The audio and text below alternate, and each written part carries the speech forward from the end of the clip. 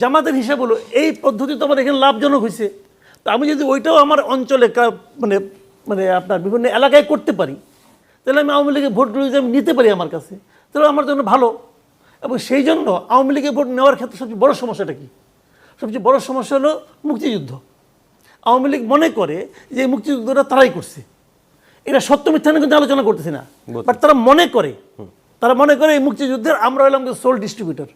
ঠিক আছে, তো মনে করার থেকে এখন তারা মনে করে যারা মুক্তিযুদ্ধের পক্ষে আছে তাদেরকে আমি ভোট দিব, জামাতকে আমি দিব না, কারণ জামাত মুক্তিযুদ্ধের সময় আমার বিরোধিতা করছে, জামাত ৭১-এর জন্য ক্ষমা চায় নাই, অমুক তমুক হাবি যাবি অনেকগুলি কিন্তু ট্যাব ওখানে আছে। আচ্ছা ফাইন, এখন যদি জামাত ওই জায়গা থেকে বেরিয়ে আসতে পারে, যদি জামাত বলে, যেমন আপনাদের আমাদের এই শফিকুর রহমান সাহেব, ডাক্তার শফিকুর রহমান সাহেব, ওনাকে যখন মুক্তিযুদ্ধে জিজ্ঞাসা করা হয় উনি বলেন আমি তখন ছোট ছিলাম। মানে ওনারা সব জানে, কিন্তু মুক্তিযুদ্ধের কথা আসলে বলে আমি ছোট ছিলাম, তো বলছি এরকমভাবে তার বলতো। এখন যদি উনি বলেন হ্যাঁ আমি ছোট ছিলাম, ওই সময় যারা বড় ছিল তারা কাজগুলি ঠিক করে নাই, সিম্পল এই কথাটা বললেই কিন্তু হয়ে যায়। তাহলে আওয়ামী লীগের যারা নাকি এখানে এতিমের মতো আছে সারা দেশে, ওরা কিন্তু এতিম বেসিক্যালি, আওয়ামী লীগ এবং মুক্তিযোদ্ধা এরা কিন্তু এতিম অবস্থায় আছে। এরা এদিকে গেলে ও মারে, ওদিকে গেলে ও মারে, ওদের যাওয়ার জায়গা নাই। ওরা কিন্তু যাওয়ার জায়গা খুঁজতেছে না। যখন বৃষ্টি পড়ে, আপনি হয়তো থাকেন একটা 7তলা বিল্ডিংয়ে আধুনিক ভবনে, যখন বৃষ্টি নামে আপনি কিন্তু একটা কুড়ে ঘরে যাওয়া আশ্রয় নেন। তো ওদের এখানে এই অবস্থা, শিলাবৃষ্টি হচ্ছে, ওরা আশ্রয় নেওয়ার জায়গা খুঁজতেছে। জামাত যদি ওই জায়গাটা দিয়ে দেয় তাহলে জামাতের কাছে যাবে, ভাই ভোট দিবে অন্তপক্ষে, আপনি শিওর থাকেন। কিছু আওয়ামী লীগের ভোটই দিবে না। তো এই যে স্ট্র্যাটেজিটা, এটা আমার মতো নাদান লোক বুঝে, আর জামাতের মেধাবীরা বুঝে না, তারাও বুঝে। এই হিসেব থেকে আমি বলেছি যে ওনারা চাইতে পারে, নাও চাইতে পারে, তাদের কাছে আদর্শটা বড় হতে পারে, তাদের কাছে ইলেকশনটা বড় নাও হতে পারে, বাট আমি আমার মতো করে বুঝেছি বলেই আমি এটা ধরনের একটা ব্যাখ্যা দিয়েছি। আর কি জানছেন? আর এই যে বলছেন যে আওয়ামী লীগকে নিরাপত্তা আসলে জামাত দিচ্ছে, এটা কি কারণে? এটা অনেক জায়গায় দিচ্ছে, এটা আমি নিজস্ব আমি একটা ঘটনা বলি, একদম মানে আমার নিজের ফ্যামিলির ঘটনা আর কি। আমার শ্বশুরবাড়ি হলো বগুড়ার সারিয়াকান্দিতে। সেখানে আপনার এই মানে 8 তারিখের পরে একটা লুটপাটের মতো ঘটনা ছিল গত বছর। আমার ওই শ্বশুরবাড়ির পাশের বাড়ির থেকে একজনের একটা গরু নিয়ে গেছিল না, এবং যিনি নিয়ে গেছিলেন উনি বিএনপি রাজনীতির সঙ্গে সংশ্লিষ্ট। সন্ধ্যার দিকে এসে ওই গোটা আবার ফেরত দিয়ে গেছে স্থানীয় জামাতের লোক। এখন আপনি বলবেন যে বিএনপি যদি নিয়ে যায় জামাত কেন ফেরত দিল, এই ব্যাখ্যা আমি জানি না, কিন্তু ঘটনাটা ঘটেছে, এটা আমার শাশুড়ির মুখে আমি নিজে কানে শুনেছি, উনি আমাকে ব্যাখ্যা করেছেন যে এই ঘটনা, নামটাও বলছে কারা নিয়ে গেছে কারা দিয়ে গেছে, ওনারা 2 জনকেই চিনে। তো এই যে ঘটনাগুলো ঘটে, এটা কেবল এখানে না, অনেক জায়গায় আমি দেখছি ব্যবসা প্রতিষ্ঠান জামাতের লোকজন যে প্রোটেকশন দিচ্ছে। আচ্ছা, আমি অনেক জায়গায় খবর, আমি যদি বলেন আপনি আপনাকে টু দ্য পয়েন্টে একদম মানে বলতে পারবো, আপনারা খবর নিলে পারবেন। এই রিসেন্ট কর্মসূচিগুলি কিভাবে দেখছেন? আচ্ছা, রিসেন্ট যে কর্মসূচি তারা দিচ্ছে এটা আবার আমি বুঝি না এই কারণে ওনারা বিক্ষোভ করতেছেন। আমার প্রশ্ন হলো, আপনি বিক্ষোভটা কার জন্য করতেছেন, কার বিরুদ্ধে করতেছেন? আপনার কাছে চাইলাম, আপনি দিলেন না, আমি চিৎকার করবো, তাও দিলেন না, আমি আপনার আশেপাশে যে বলবো দেখো এই লোকটা আমাকে দিচ্ছে না, এটি তো বিক্ষোভ। তো জামাতের এই দাবিটা কার কাছে? দেখেন জামাত একসঙ্গে ঐক্যমত্য কমিশনে মিটিং করতেছে, ডেইলি চা বিস্কুট খাচ্ছে, মিটিং করছে, অনেক কিছু করতেছে। আবার জামাতের এক নেতা আপনার আমেরিকায় যাচ্ছে, ডক্টর ইউনূসের সঙ্গে বসে একই প্লেনে যাচ্ছে, 24 ঘন্টা ফ্লাইট। তো ভাই আপনার যদি কোনো চাওয়ার থাকে ওনাকে ওখানে আলাপ করেন, তাও করতে পারেন, আপনি এই ঐক্যমত্য কমিশনে আলাপ করতে পারেন। বিক্ষোভ করতে হবে কেন? আপনি বিক্ষোভ করে কার কাছে চাচ্ছেন? আপনি যখন বিক্ষোভ করতেছেন আপনি এটা দিবে কে? আমি দেব? আমাকে দেওয়ার অ্যাবিলিটি আছে? নাই, তো আমি তো পাবলিক, আমার তো অ্যাবিলিটি নাই। অ্যাবিলিটি থাকলে ওই মিটিংয়ে যাদের সঙ্গে বসছেন তাদের আছে, অ্যাবিলিটি থাকলে ডক্টর ইউনূসের আছে, আপনি তাদের কাছে চান। আপনি যখন রাজপথে বিক্ষোভ করবেন এর জন্য ভোগান্তি শিকার কী হবে? ইউনূস সাহেব হবে না, ওনার কোনো উপদেষ্টার হবে, তাও হবে না, আমরা পাবলিক হব। তো আপনার চাহিদার জন্য আমি কোনো ভোগান্তি শিকার হবো? বা এটা আমি বুঝি না, এটা আমার কাছে একদমই গ্রহণযোগ্য না। জামাতের উচিত এটা নিয়ে, যেহেতু তারা মিটিং করতেছে ডেইলি এখন পর্যন্ত, আপনি মিটিংয়ে বলেন, মিটিংয়ের বাইরে কেন আপনি আসতেছেন? রাজনীতিবিদ এটা বুঝতে হবে, এই ট্র্যাডিশনাল পদ্ধতি এখন আর চলবে না ভাই, দুনিয়া চেঞ্জ হয়ে গেছে। ছিলাম না, যেহেতু আপনি বললেন নিশ্চয়ই আপনি জানেন, যদি ওগুলি ঘটিয়ে থাকে এইগুলো মেইন স্ট্রিম মিডিয়াতে আসা উচিত ছিল। যদি না আসে তাহলে বুঝবেন হয় মেইন স্ট্রিম মিডিয়ার উপরে কোনো চাপ আছে, অথবা তারা নিজেরাই জামাতের পক্ষাবলম্বন করছে, এই দুটোই হতে পারে। কোনটা আসলে ঘটছে এটা আমি বলতে পারবো না, কিন্তু আপনার অভিযোগের সঙ্গে আমি একমত টোটালি। আসা উচিত, এই যে এগুলি বড় ঘটনা, দুটো ঘটনা আসা উচিত, যদি না আসে তাহলে এই দুটো যে কোনো একটা। আর আপনার কথাটা আমি সংক্ষেপে বলি, আপনি যেটা বললেন যে বিএনপি পারছে কি পারছে না, দেখেন আসলে বলুন তো বিএনপি এই মুহূর্তে কী চায়, বিএনপির মূল চাওয়াটা কি? বিএনপির মূল চাওয়াটা হলো কোনো না কোনো, আমি যেটা বুঝি, অসীম ভাই আরও ভালো বলতে পারবেন, উনি যেহেতু বিএনপির সঙ্গে আছেন, আমি বাইরের থেকে যেটা বুঝি যে বিএনপির মূল চাহিদাটা হলো কোনো না কোনোভাবে নির্বাচনটা হোক। নির্বাচনের আগে তারা কিছুই বলতে রাজি না, মনের মধ্যে কি আছে মনের মধ্যে আছে, কিছু বলে না, খালি বলে খালি কোনো মতো ইলেকশনটা হোক। কারণ তারা মনে করে যে ইলেকশন হলে তারা বিপুল সংখ্যাগরিষ্ঠতা নিয়ে বিজয়ী হবে, এবং বিজয়ী হওয়ার পর তখন তারা ক্ষমতায় থাকবে, তখন তাদের মনে যা যা আছে সব তারা বাস্তবায়ন করবে। কাজে আগেই তারা কিছু বলতে চাচ্ছে না এটা নিয়ে। দেখেন আন্দোলনের ৭১-এর দাবিদার ওরা, এই ২৪-এর দাবিদার বিএনপি বলতে পারতো আমরাই করছি, তাহলে কি হইতো? আগে একটু ঝগড়া বাঁচত, জামাত বলতো না আমরা করছি, এনসিপি বলতো না আমরা করছি, বলতো তো বলতো। একদিন কিন্তু এনসিপি এগিয়েছিল, সবাই মনে করতো এনসিপি বোধহয় ডক্টর ইউনূসের এমপ্লয়ার, যেভাবে ডক্টর ইউনূস বলছিল তারাই আমাকে নিয়োগ করছে, এবং এমপ্লয়ার যে দুজনকে নিয়ে এসে সহযোগী বানাইছে, সবই ঠিক আছে। ডাকসু ইলেকশনকে প্রমাণ করছে যে এনসিপি এমপ্লয়ার? নো। ডাকসু ইলেকশন প্রমাণ করছে এনসিপি ৬ নম্বরে আছে। তাহলে কি ডক্টর ইউনূসের এমপ্লয়ার হলে কি ৬ নম্বরে? তো ডক্টর ইউনূস তো রিজাইন করা উচিত আমি মনে করি। উনি যাদেরকে এমপ্লয়ার মনে করতেছেন তারা তো আসলে এমপ্লয়ার না, তারা তো এই আন্দোলনের মূল লোক না আসলে। এখন যদি ওই হিসেবে ধরি, মূল লোক তো জামাত, মূল লোক তো শিবির। এখন কি ডক্টর ইউনূস কি শিবির কি বলবে আমার এমপ্লয়ার? কী বলছেন? সিচুয়েশন চেঞ্জ হয়ে যায়। কাজেই বিএনপির ফর্মুলা আমি মনে করি বিএনপির জায়গায় আমি থাকলে আমি এগুলি করতাম, দু একটা জায়গা ছাড়া, দু একটা জায়গায় বিএনপিকে আমি মানে ভুল পাই, আর বাদ বাকি বিএনপির স্ট্র্যাটেজি ঠিক আছে। আর লক্ষ্য হলো ওইটা, আমি ডাইনে ব্যয় তাকাবো না, আমি ইলেকশন দিকে তাকাবো। ইলেকশন হবে, আমি জিতবো, তারপরে আমি আমার পলিটিক্স দেখাবো যে আমি কি করতে চাই। সেটা ওয়েলফেয়ার পলিটিক্স হতে পারে, সেটা লুটপাট পলিটিক্স হতে পারে, আমি জানি না। ব্যারিস্টার অসীম, ঢাকা কলেজের ছোট ভাই যে জি, রাষ্ট্রবিজ্ঞানের, ওনারা একটু বেশি সচেতন, খুব স্বাভাবিক একটা কথা বলে। ঢাকা কলেজ খুব ঐতিহ্যবাহী একটা কলেজ, ওনার সেটা চোখে পড়েছে, আমার চোখে পড়েনি। আপনি যে ধরনের কথা বলেছেন, আমি জাস্ট কিছুক্ষণ আগে গাড়িতে যখন আসছিলাম তখন আমি ফেসবুকে একটা রিল দেখেছিলাম, ঢাকা বিশ্ববিদ্যালয়ের রোকেয়া হল বা শামসুন্নাহার হল বা ফজিলাতুন্নেসা হল, কোন হলে সেটা ঠিক বুঝতে পারিনি। তো উনি বলছিলেন, ওই ছাত্রী বলছিলেন ওনাকে, আপনার হলে যখন উনি রাতে একটু দেরি করে ঢুকেছেন, তিনি বললেন যে দেরি হতেই পারে, মাসে একবার দেরি হতেই পারে, কিন্তু তার জন্য হলের যিনি নির্বাচিত ভিপি হয়েছেন, তারা এই রিসেন্টলি যারা নির্বাচিত হয়েছেন, তারা তাকে একটা স্পেশাল ট্রেডের সঙ্গে জড়িত বলে আপনারা এই করেছে। তো ঢাকা বিশ্ববিদ্যালয়ের একজন ছাত্রী, তিনি হতে পারেন ভিপি, কিন্তু আরেকজন ছাত্রীকে, তার সহপাঠী, সে কোন দলের বা কোন মতের, হিন্দু না মুসলমান, বিএনপি না শিবির না অন্য কোনো সংগঠন, আপনার এ ধরনের মন্তব্য যদি করে থাকেন, তাহলে পরিবেশটা কোথায়, মানে আমাদের মানসিকতাটা কোথায় রয়ে গেছে? আমাদের কি মানসিকতার পরিবর্তন হয়েছে? আপনি রাজনীতিতে গুণগত পরিবর্তন কখন আনবেন আপনি যদি আপনার নিজের পরিবর্তনটা না করেন? আজকে ঐকমত্য কমিশনের সংস্কারের কথা বলা হয়, কোনো সংস্কার কোনোদিন ফলপ্রসূ হবে না রাজনৈতিক দলগুলো, রাজনৈতিক দলের নেতারা, কর্মীরা যদি নিজের সংস্কারটা, নিজের উপলব্ধিটা না করেন। আমার মতিঝিল থেকে যে ভাই এসছেন, উনি একটা কথা বলেছেন যে বাংলাদেশ জাতীয়তাবাদী দলকে আপনি বলেছেন যে স্টেক হোল্ডার, আপনি অ্যাডমিট করেছেন, বলেছেন সত্য বা মিথ্যা তার মধ্যে যাব না। দেখেন, ৭১-এর যারা সোল এজেন্ট মনে করতেন, ১৯৯১ সালে প্রথম একটা নির্বাচন হয়েছিল, ৯ বছরের স্বৈরশাসক ছিল, তারপরে যে নির্বাচনটা হয়েছিল বিচারপতি শাহাবুদ্দিন সাহেবের নেতৃত্বে, one of the best election ever in the history of Bangladesh আমি বলবো।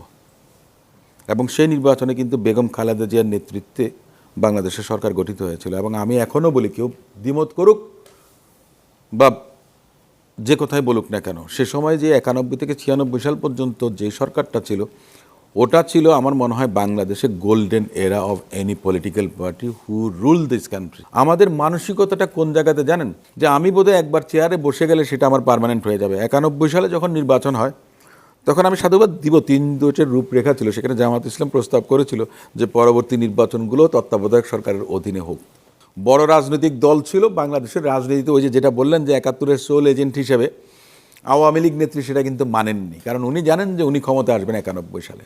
ওনার গুড়েবালি হয়েছিল, তখন উনি সংসদে এসে বলেছিলেন যে একদিনও শান্তিতে বসতে দেবেন না। এটা যদি একটা প্রধান দলের নেত্রী বা নেতার বক্তব্য হয়, তাহলে আপনি বোঝে নেন আমরা তখনও কোথায় ছিলাম। যে গাড্ডা, সেই গাড্ডাতে 91 সালের আগেও আমরা ছিলাম, এটা তো অস্বীকার করার কোনো পথ নেই। তাহলে এই যে দীর্ঘ পথ পরিক্রমায় কতটা ডেকেড চলে গেল, আপনার 3টে ডেকেড চলে গেছে, তার মধ্যে আমরা অনেকগুলো নির্বাচন দেখেছি। এখন বাংলাদেশ জাতীয়তাবাদী দলের ক্ষেত্রে এই যে মাকসুদ কামাল ভাই যে কথাটা বলেছেন, যে উনি হলে এটাই করতেন। দেখেন, বিশৃঙ্খলা যারা সৃষ্টি করেছে বাংলাদেশ জাতীয়তাবাদী দলের বা বাংলাদেশ জাতীয়তাবাদী দলের ইমেজকে জনগণের সামনে আপনার হেয় করেছে, অপকর্মের সঙ্গে লিপ্ত হয়েছে, 7-8 হাজার বিএনপির নেতাকর্মীদের এই দল থেকে বহিষ্কার করা হয়েছে। তাদের বিরুদ্ধে বাংলাদেশ জাতীয়তাবাদী দলের প্যাডে মামলা করা হয়েছে থানাতে, তাদের বিরুদ্ধে ব্যবস্থা নেবার জন্য। একটা বিষয় আমি বলি, যে জুলাই আগস্ট আন্দোলনে যারা আপনার নিহত হয়েছেন, আহত হয়েছেন, তারা মামলা করবে। সরকারের দায়িত্ব কিন্তু মামলা করা, রাষ্ট্রের, পুলিশ করেনি। মাসুদ কামাল ভাইয়ের সঙ্গে একটু ডিফার করে 95% মানে বিএনপির কর্মীরা মামলা করেছে, এটা ঠিক না। আপনি যদি স্ট্যাটিস্টিক্সটা নেন, আমি যে এলাকায় থাকি আমি আপনাকে দেখিয়ে দেবো যে অন্য দলের নেতারাও আছেন। আবার দেখা গেছে যে আমি এগ্রিভড, আমার পায়ে একটা গুলি লেগেছে, আমি 20 জনকে আসামি করে মামলা করেছি। মানে তারা ছাত্রলীগ, যুবলীগ, ভিডিও সহ সব কিছু মিলে ক্লিপিং মানে প্রুফ সহ আছে, সে মামলা করেছে। একটা পর্যায়ে এসে আমি খবর নিয়ে জানলাম সেই মামলাতে 162 জন আসামি হয়েছে। ওই ছেলেকে আমি ডাকলাম, সে বলল যে ভাই এই যে আমার এফআইআর, সে নাম দিয়েছে 22 জনের, আওয়ামী লীগের, যুবলীগ, ছাত্রলীগ, স্বেচ্ছাসেবক লীগের নেতাকর্মী, তাদের নামে সে মামলা দিয়েছে। পরবর্তীতে মামলায় এই যে মামলা বাণিজ্য, যেটা আমাদের রাষ্ট্র কাঠামো, রাষ্ট্র ব্যবস্থা এত খারাপ, এখানে অনেকগুলো সংস্থা জড়িত, যাদের কাছে মামলা করা হয় তারাও কিন্তু জড়িত, এটা বলতে কোনো দ্বিধা নেই, আমি প্রমাণসহ দেখিয়ে দিতে পারবো। সে জায়গাতে একই ফ্ল্যাটে দোতলায় থাকে একজন, 3 তলায় থাকে একজন, এই দোতলা 3 তলার মধ্যে বিরোধ আছে, উনি ওনার নামটা গিয়ে থানা তদবির করে ঢুকিয়ে দিয়েছেন। সংস্কৃতির পরিবর্তনটা হওয়া উচিত, আমি এটা সবসময় প্রত্যাশা করি। আমরা একটু প্রশ্ন নিয়ে আসতে যাচ্ছিলাম দর্শক সারি থেকে, কে করবেন? যে ওখান থেকে আপনি করুন। আমি হচ্ছে আকাশ, আমি মিরপুর থেকে এসেছি। আমার প্রশ্নটা স্যারের কাছে। এই সামনের যে আসন্ন নির্বাচনের ফেব্রুয়ারিতে হওয়ার কথা, এবং এটি হচ্ছে সামনের ফেব্রুয়ারি মাসে হবে। তো সামনে 4 মাস আছে, তো বিএনপি, জামাত সহ আমাদের যে রাজনৈতিক দলগুলো সেটা নির্বাচনের জন্য গুছাচ্ছে দল। এবং আমার যে কোশ্চেনটা সেটা হচ্ছে যে আমরা কেন বাংলাদেশ জাতীয়তাবাদী দলকে ভোট দিব, এবং আপনাদের শুধু তা না, এবং আপনাদের আমাদেরকে নিয়ে কী কী চিন্তাভাবনা আছে সেটাও জানতে চাচ্ছি। বুঝেছি। আরেকটা প্রশ্ন নিয়ে আসে, কে করবেন? যে ওখান থেকে আপনি করুন। আসসালামু আলাইকুম, আমি আজান মাহমুদ, আমি তেজগাঁও কলেজে পড়াশোনা করি, বায়োকেমিস্ট্রি এবং মলিকুলার বায়োলজি ডিপার্টমেন্ট। আমার প্রশ্ন হচ্ছে অসীম স্যারের কাছে, যে ভাই একটু আগে বললেন যে আসলে আমরা জেনজি, আমরা আসলে এই যে বিশ্বায়নের শুধুমাত্র বাংলাদেশের রাজনীতি না, আমরা বিভিন্ন দেশের রাজনীতিক পরিবর্তন দেখে বড় হচ্ছি। ইনফ্যাক্ট আমাদের একটা বিশাল কমিউনিকেশন একটা নেটওয়ার্ক তৈরি হয়ে গেছে। আমরা কিন্তু চাইলে দেশের বাইরে যে সমস্ত অন্য দেশগুলো তাদের খোঁজ নিতে পারি। তো আমি যেটা মনে করি যে বাংলাদেশে বিগত সময়ে, বিশেষ করে বিগত 17 বছরে আমাদের তরুণ সমাজের একটা বড় অংশ কিন্তু ইসলাম ধর্মের প্রতি তাদের ইন্টারেস্ট বাড়ছে, এবং একটা বিশাল জনগোষ্ঠী কিন্তু নীরবে মানে দাওয়ার কাজ করে গেছেন। এবং আমি যেটা খেয়াল করছি যে ইসলামের প্রতি ইন্টারেস্ট বাড়ছে, তারা ইসলামী যে কোর বিলিভসগুলো তারা একদম প্র্যাকটিসিং মুসলিম টোটালি, এবং তারা ওই দিকে মানে বেশি ঝুঁকছে। তো আমি স্যারের কাছে কোশ্চেন করতে চাই যে এই যে বিশাল জনগোষ্ঠী আছে, এই বিশাল যারা মানে মোটামুটি যারা হচ্ছে ইসলামকে প্র্যাকটিস করে, এই জনগোষ্ঠী নিয়ে আপনাদের পরিকল্পনা কি, মানে আপনারা আসলে কি চাচ্ছেন? পরিষ্কার। আরেকটা প্রশ্ন নিয়ে আসে, জি করুন। আমার নাম রক্তিম হাসান, আমি তেজগাঁও কলেজ ইংলিশ ডিপার্টমেন্ট থেকে, আর এসেছি মিরপুর থেকে। আমার প্রশ্নটা হচ্ছে ওয়াসিম স্যারের কাছে। আমরা বিএনপির বর্তমান রাজনীতি যদি দেখি, আমরা হচ্ছে বিপ্লব পূর্ববর্তী বিএনপি এবং বিপ্লব পরবর্তী বিএনপির ভিতর একটা ফারাক দেখতে পাই। বিপ্লব পরবর্তীতে যে পাওয়ার ভ্যাকিউমটা তৈরি হয়, সেই পাওয়ার ভ্যাকিউমটাকে তৃণমূল পর্যায়ের নেতাকর্মীরা থেকে শুরু করে সেন্ট্রাল নেতাকর্মীদের ভিতর এক ধরনের ডিস্টেন্স তৈরি করে দিয়েছে বলে আমি বিশ্বাস করি। সেই জায়গা থেকে আসলে সেন্ট্রাল কমান্ডকে তৃণমূল পর্যায়ের কমান্ডের সাথে লিঙ্ক আপ করা হচ্ছে না বেশিরভাগ ক্ষেত্রেই, যে কারণে আমরা দেখতে পাই তৃণমূল পর্যায়ের যে সকল নেতাকর্মীরা রয়েছে এবং যে সকল কর্মচারী রয়েছে তারা হচ্ছে নানান প্রকার অপকর্মে লিপ্ত হচ্ছে, যেই কারণে দিন শেষে বিএনপির ইমেজটা নষ্ট হচ্ছে। আমার প্রশ্নটা হচ্ছে, এই পাওয়ার ভ্যাকিউমেই যেখানে আপনারা তাদেরকে নিয়ন্ত্রণ করতে পারছে না, সেক্ষেত্রে নির্বাচন পরবর্তীতে যখন আদতে সত্যিকার অর্থে আপনারা ক্ষমতা উঠবেন, তখন এই এত বড় একটি জনগোষ্ঠীকে, এতগুলো তৃণমূল পর্যায়ের নেতাকর্মীদেরকে আপনারা কিভাবে নিয়ন্ত্রণ করবেন? ব্যাস অসীম। অনেকগুলো প্রশ্ন। তরুণদের জন্য বিএনপি কি করছে, যারা তরুণদের জন্য বিএনপি কি করছে? আচ্ছা, একটা কথা হচ্ছে যে বিএনপির মানে আস্থাটা কেন বিএনপির প্রতি থাকবে বা বিএনপিকে কেন আপনি ভোট দেবেন। আমি একটু ৭৫ পরবর্তী বাংলাদেশের রাজনৈতিক প্রেক্ষাপট বলেন, সামরিক বাহিনীর পুনর্গঠন বলেন, অনেকে স্বাধীনতা সার্বভৌমত্ব নিয়েও আপনার মনে করেন একটা সন্দিহান একটা অবস্থার মধ্যে ছিলেন, যে সময় আপনার অনেকটা গৃহবন্দী ছিল, গৃহবন্দী না অনেকটা, সেটা তো আপনার আর্মিতে তো করে রেখেছিল জিয়াউর রহমানকে, যিনি বাংলাদেশ জাতীয়তাবাদী দলের প্রতিষ্ঠাতা। ওনার মুক্তি সংগ্রামে ৭১ সালের ভূমিকার কথা মোটামুটি কম বেশি সবাই যদি ইতিহাস জানেন। উনি সাহসী একজন সৈনিক ছিলেন। সৈনিক তারা সবসময় ডিসিপ্লিন থাকেন। আপনার ৭ই নভেম্বরের পর উনি কিন্তু আপনার যে পাদ প্রদীপের সামনে চলে আসলেন, উনি কিন্তু অন্তরালে ছিলেন, ওনার তো আসার কথা ছিল না। পরিবর্তন যেটা হয়েছিল সেটা অন্যরা হয়তো বা হতো, কিন্তু যে কোনো প্রেক্ষাপটের কারণেই হোক ওনার উপরে ট্রাস্ট করেছিল বাংলাদেশের সেনাবাহিনী এবং বাংলাদেশের জনগণ। উনি তো এই দেশটা শাসন করেছিলেন ৩.৫ বছর। মানুষের মধ্যে আপনি অনেক ভালো শিক্ষক, আপনি gold medalist, first class first, কিন্তু আপনি অনেক কিছু জানলেন, শিখলেন, মার্কস অনেক বেশি পেলেন, কিন্তু আপনি আপনার ছাত্রদেরকে যদি শেখাতে না পারেন, দিতে না পারেন, ছাত্ররা যদি বেনিফিটেড না হয়। আমার একজন বাংলা শিক্ষক ছিলেন ঢাকা বিশ্ববিদ্যালয় থেকে, ১৯৬২ সালে উনি ফার্স্ট ক্লাস ফার্স্ট হয়েছিলেন, কিন্তু ওনাকে ঢাকা বিশ্ববিদ্যালয়ের শিক্ষক করেননি, কারণ তারা বিবেচনা করেছিলেন উনি নিয়েছেন কিন্তু দেবার মতো নেই। জিয়াউর রহমান সাহেব দিয়েছিলেন অনেক কিছু। ৩.৫ বছরে আপনার আরএমজি সেক্টর আপনারা জানেন, মিনিস্ট্রি অফ লেবার যেটা, সেটা উনি করেছিলেন। ভোকেশনাল ট্রেনিং ইনস্টিটিউট আপনাদের জানি না এখন আছে কিনা, আমাদের সময় ভোকেশনালের উপরে ৫০ মার্ক ছিল বাধ্যতামূলক। ভোকেশনাল ট্রেনিং ইনস্টিটিউট উনি করেছিলেন। বাংলাদেশে যে আনএমপ্লয়মেন্টের এমন একটা অবস্থা ছিল, এমপ্লয়মেন্ট অপরচুনিটি আপনি ক্রিয়েট করতে পারেননি, কারণ আপনার সীমিত সম্পদ ছিল। সে কারণে আপনার এই যে লেদে আপনার নাট বল্টু বানানো, গাড়ি ফিট করা, এটা করা, এ ধরনের সেমি স্কিল্ড ওয়ার্কার তৈরি করেছিলেন। ব্যুরো অফ ম্যান পাওয়ার করেছিলেন, বিদেশে শ্রমিক রপ্তানি করেছিলেন। আজকে কিন্তু আমাদের সেকেন্ড লার্জেস্ট রেমিটেন্স আমরা কিন্তু সেই আপনার আমার স্বজন ভাই বন্ধুরা কিন্তু বিদেশ থেকে রোজগার করে এদেশের ইকোনমিতে কন্ট্রিবিউট করছেন। একটা জিনিস করেছেন, খাল খনন করেছিলেন। অনেকে বলে থাকেন যে উনি বোধহয় কুমির এনেছেন, না, উনি খাল খনন করেছেন, উনি অন্য দেশ থেকে শিখেছেন, চীনের কাছ থেকে শিখেছেন। ব্যারিস্টার অসীম, মানে বিএনপিকে এখন কেন ভোট আমি দিচ্ছে বলছি, তোমরা? একটু আমি সংক্ষেপে বলছি, যদি সেই ভিশনারি যেই অবস্থাটা ছিল, ৩টে ফাউন্ডেশনের উপরে কিন্তু এখনো এই দেশটা টিকে আছে কিন্তু এখনো। তো সেটার নেত্রী আপনার পরবর্তীতে বেগম খালেদা জিয়া হয়েছিলেন ১৯৯১ থেকে ৯৬ পর্যন্ত। আমি বলি যে মেয়েদের ৮ম শ্রেণী পর্যন্ত প্রথম আপনার ফ্রি স্কুল এই করলেন, তারপরে ইন্টারমিডিয়েট পর্যন্ত করলেন। পর্যায়ক্রমে শিক্ষার দিক থেকে, প্রসারের দিক থেকে অনেক অবদান রেখেছেন। জনাব তারেক রহমান সাহেব দায়িত্ব নিয়েছেন গত ১৫ বছর থেকে। উনি